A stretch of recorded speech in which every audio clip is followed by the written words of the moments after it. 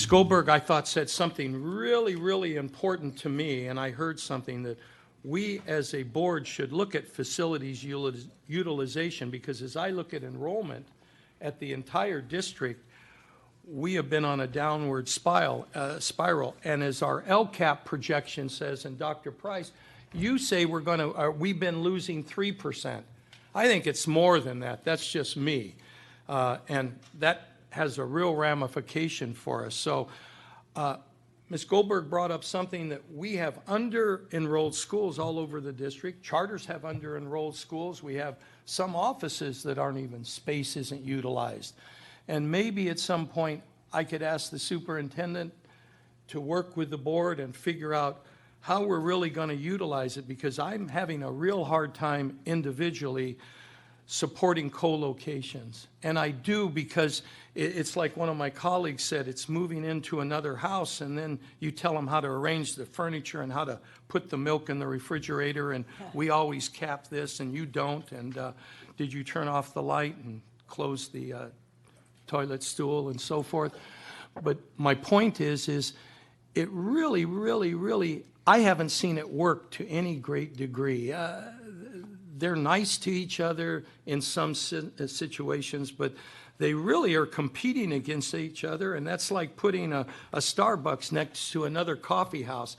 They may be nice, but underneath the underlying, there's a lot of animus. And so I'm having a hard time. When I saw KIPP today, they were not doing a co-location, so I was enthusiastic about it.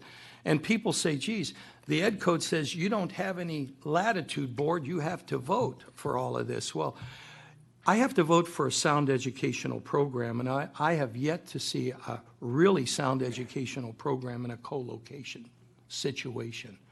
So ethically, I feel I'm meeting my criteria, and my criteria says it really hasn't worked in any great degree. But as an educator, I always taught in my class, kids, you have to get along with everybody.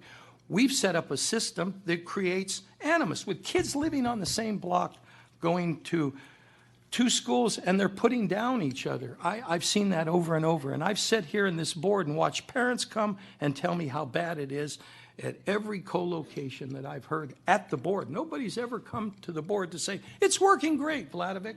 Except for the Quincy Jones synergy relationship that both schools moved on to a new campus. Well, Dr. That's Vladovic, different. were you finished?